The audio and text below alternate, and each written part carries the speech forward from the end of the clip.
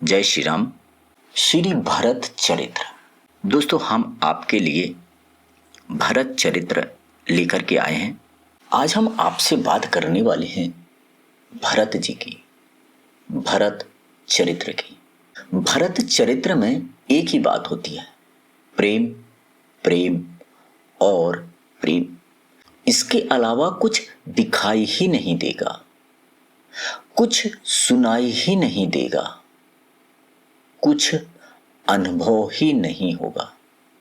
बस राम चरणों में प्रेम, प्रेम और त्याग, त्याग।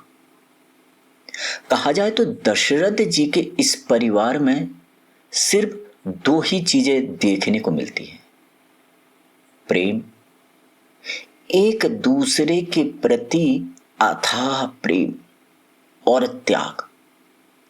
हर कोई एक से बढ़कर एक, कोई किसी से कम नहीं होना चाहता। सबसे बड़ी बात है, दिखाना भी नहीं चाहता और बताना भी नहीं चाहता। मैंने क्या किया? मैंने तो कुछ किया ही नहीं। नंदीग्राम, जहां क्रंदन है, विरह है, अश्रु है, प्रेम है, त्याग है, तपस्या है। राम के भाई भरत की तप स्थली नंदीग्राम। अगर भरत चरित्र को महसूस करना है तो आपको नंदीग्राम में मिलेगा।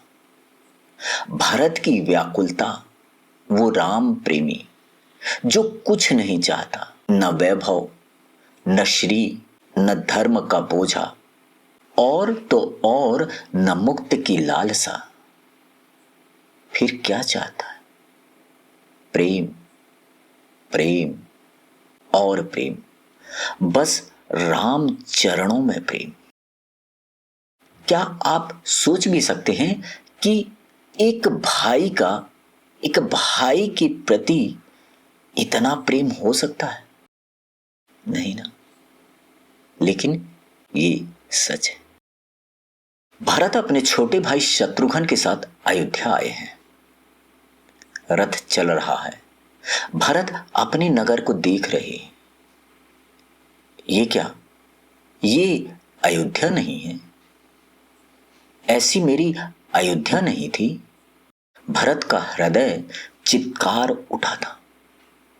शत्रुघ्न भी देखते ही रह गए। ये क्या हो गया मेरी अयोध्या में? अयोध्या के वन उपवन ऐसे सूख गए थे जैसे भयंकर अग्नि से झुलस गए हों।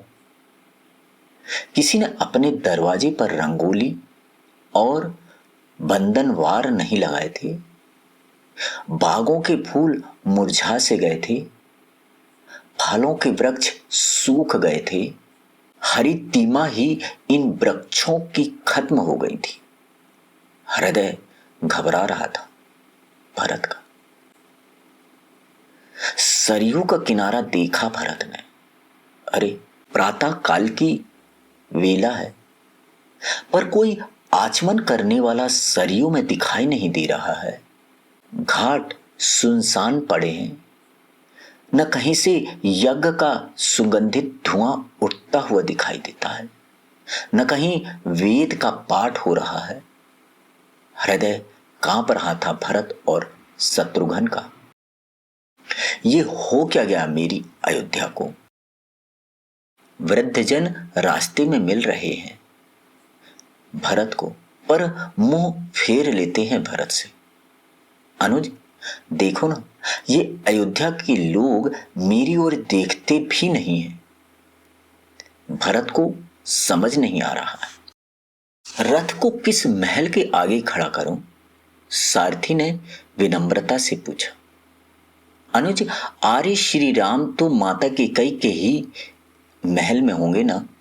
शत्रुघ्न से पूछा भरत ने। हाँ भैया, बड़े भैया श्री राम मां कैकेयी के ही महल में ज्यादा रहते हैं। सारथी ने बिना कुछ बोले ही रथ को मोड़ दिया था कैकेयी की महल की ओर। धीरे से एक अयोध्या का नागरिक भरत के रथ को कैकई के महल की ओर मुड़ते देख करके बोल दिया, देखा, ये सब कैकई और भरत का ही षड्यंत्र था। मैं तो कह ही रहा था, मां जैसी होती है पुत्र भी वैसा ही होता है। पर शायद भरत ने इस ओर ध्यान नहीं दिया। आ गए अयोध्या नरेश श्री भरत जी महाराज आ गए। मंथरा तो कल से ही प्रतीक्षा में है कि कब भरत आए और उनका राज्याभिषेक हो। आ गई अयोध्या नरेश। ये सूचना भी मंथरा ने दौड़कर कैकई को दी थी। आगे बढ़कर के भरत की आरती कैकई ने की। भरत और शत्रुघ्न ने चरण छू करके मां को वंदन किया। तिलक किया था आरती से पहले कैकई ने, और तिलक मात्र भरत का, शत्रुघ्न का नहीं। इसका क्या तिलक? ये तो अब मेरे पुत्र भरत का सेवक है और इसकी मां सुमित्रा मेरी दासी। पर हंसते हुए मंथरा ने कहा, सुमित्रा के बेटे का भी तिलक कर दो राजमाता। तब बड़ी मुश्किल से शत्रुघ्न को तिलक किया था कैकई ने, पर भरत और शत्रुघ्न को इन बातों से कोई मतलब नहीं था। विलख उठे भरत जब उन्होंने ये देखा। मां, ये क्या? आपके हाथों में चूड़ियां नहीं हैं और सुहागा का कोई चिन्ह नहीं है। ये सफेद साड़ी क्यों मां? भरत कैकई के सामने रो पड़े। अयोध्या को क्या हो गया और आपकी ये स्थिति? भरत के आंसू बह रहे थे। पुत्र, तुम्हारे पिता श्री दशरथ स्वर्ग सिधार गए। क्या? ओ, धड़ाम से गिरे हैं दोनों भाई भूमि पर। हे पिताजी, आप कहां गए?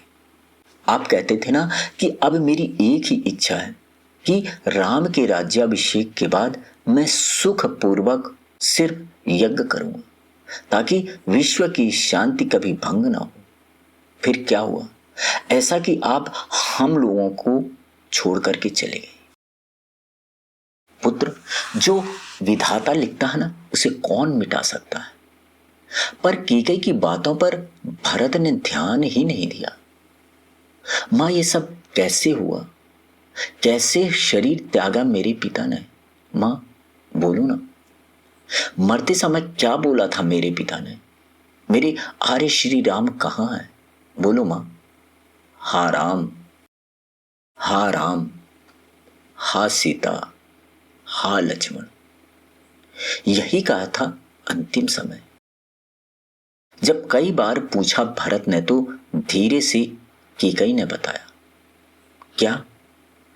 क्या उस समय आर्य श्री राम पिताजी के पास नहीं थे? नहीं, वो वनवास में गए हैं।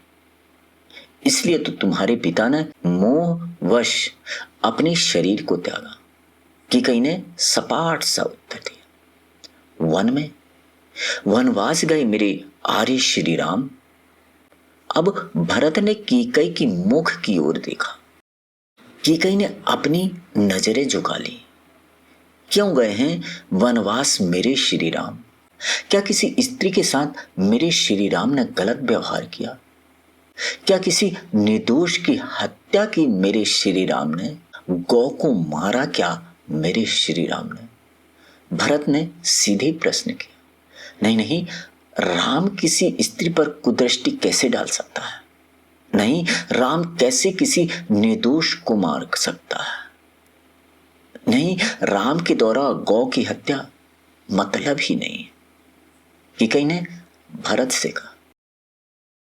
फिर क्यों वनवास गए मेरे श्री राम? बोलो मां, बोलो, जल्दी बताओ। बोलती हूं, पहले थोड़ा बैठ तो लो, थक गए हो गए, बैठ जाओ, पहले जल पी लो। अरे मेरा राजा भरत, आओ आओ। मंत्रा सज धज के अब आई है सामने। शत्रुघ्न ने धक्का देकर के उसे हटाया। वो दूर जा गिरी। मां, बताओ, मेरे श्री राम को क्यों वनवास मिला? क्यों वनवास मिला, बोलो मां। तब केकई ने बताया, मैंने अपने 2 वरदान मांग लिए थे तुम्हारे पिता से। भरत ने पूछा, कौन से वरदान और क्या वरदान? पहला वरदान तुम्हारी राजगद्दी और दूसरा वरदान राम को 14 वर्ष का वनवास। अंगार की तरह लाल हो गए भरत के नयन। यह क्यों नहीं कहती कि बिना मांगे अपने पति की हत्या मांग ली मैंने? भरत को क्यों छोड़ दिया तूने? मेरे भी मरने का वरदान मांग लेती। तू मानवी नहीं है केकई, तू पिशाचिनी है, तू शर्पणी है। जैसे शर्पणी जन्म लेने के बाद अपने ही अंडों को निगल लेती है ना, तूने भी वही काम किया। अरे चराचर के प्राण पे श्री राम तुझे अप्रिय लगे। अब चाहे कुछ भी हो, पर तुझे अब अयोध्या का राजा बनना है। बड़ी हिम्मत करके केकई ने कहा था। दुष्टा, जोर से चिल्लाया भरत ने, तुझे राजमाता बनना है ना? ओह, कितना स्नेह किया था मेरे श्री राम ने तुझसे, पर क्रोध से कांप रहे हैं भरत। तूने मुझे मार क्यों नहीं दिया जन्म लेते? वरदान मांगते समय केकई तेरी जीभ गली नहीं, तेरे मुंह में कीड़े नहीं पड़े? पुत्र, रो पड़ी केकई। खबरदार, जो आज के बाद मुझे पुत्र कहा तो आज के बाद मैं केकई तेरा पुत्र नहीं हूं। आज के बाद तू मुझे पुत्र नहीं कहेगी और ना मेरी तू मां है। धिक्कार है, धिक्कार है तुझे, धिक्कार है। केकई रोने लगी और भरत वहां से निकल पड़े। मां, मां, दरवाजा खोलो मां। मां कौशल्या का दरवाजा खटखटाया था भरत ने। कौन? कौशल्या ने पूछा। मैं भरत, तेरा कुपुत्र मां। मैं भरत, तेरा कुपुत्र मां, भर्राई आवाज में बोले। कौशल्या ने दरवाजा खोला और अपने भरत को गले से लगा लिया। मां, तेरा ये भरत ना होता तो आज तू विधवा नहीं होती ना। आज ये भरत ना होता तो मेरे आराध्य श्री राम को वन वन में न भटकना पड़ता ना। मां, आज ये भरत ना होता तो आज ये अयोध्या उजड़ी ना होती ना। आंसुओं की धारा बह रही है भरत की। मां, आज ये भरत ना होता ना तो सब अच्छा होता ना मां। मुझे तो नर्क में जाना चाहिए, मेरे कारण सब दुखी हैं। ओह, पर मां, मेरे जैसे पापी को नर्क में भी जगह कहां हो गई है ना मां? मुझे तो नर्क में भी जगह नहीं मिलेगी। मां, मेरे आर्य श्री राम वन में नंगे चरण चले गए। मेरे कारण मेरी पूज्या भाभी मां सीता भी। भरत की वाणी अवरुद्ध होने लगी और अचेत हो गए।